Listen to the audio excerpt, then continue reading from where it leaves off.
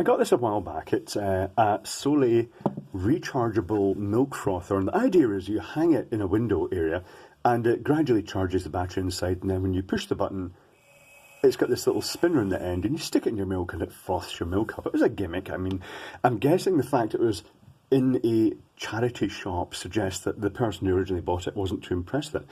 But it's not really holding much of a charge now, and I thought the batteries might be going inside, because I've never really used this. It's not even been sitting somewhere that the much light gets to it, so it's probably just kept it trickled at a tiny current. So let's open it up and take a look inside. It's quite big, and I'm wondering, does it, you wouldn't think it would need a big battery, but having said that, maybe it's designed that you leave it on a windowsill and it charges up for a good length of time, so that you can actually use it for many, many milk frothings. I suppose it depends how much you used it for frothing milk. I think I still prefer the idea of milk being frothed with steam. So let's see what state this is in inside. Okay, it's got a little circuit board, a button. It's got a circuit board with the motor directly mounted to it. You see that? That is the curse of this. Is this nickel mesyl hydride as well? It is nickel mesyl hydride. 2.4 volt nickel mesyl hydride. It is over discharged over time, and it's gone really frosty. Let's take a closer look at that. It is really crusty and crystally. The electrolyte has leaked out, and it's just gradually crept onto the circuit board. Has it crept along the circuit board? It quite often does. It looks like it may have, and damaged the circuit board as well. That's not so good. So we've got the solar panel coming on. There are a couple of components of the circuit board. There is a capacitor by the look of it,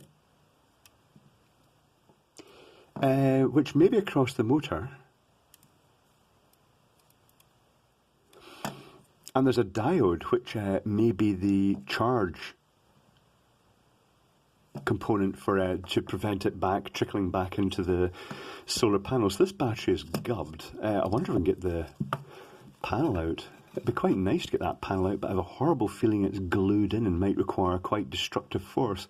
But that might be worth doing, because it does look quite a nice solar panel. I wonder what its output is in the sunshine. There is no sunshine, so I'm not actually going to find that out.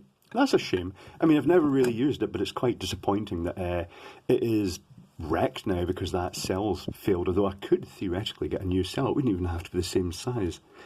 It's interesting the way they've mounted the motor directly onto the circuit board with the button. The little button is a right angle button, which it still is working. It's still holding a charge, but I'm guessing that at least one of those two cells has probably failed completely in there.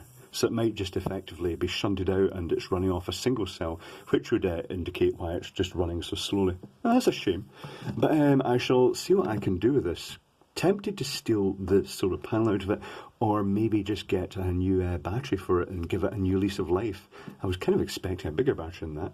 I suppose ultimately I could fit in a couple of AAA or AA cells in a battery holder, and that means it would be kind of serviceable as well. But yes, that's what's inside.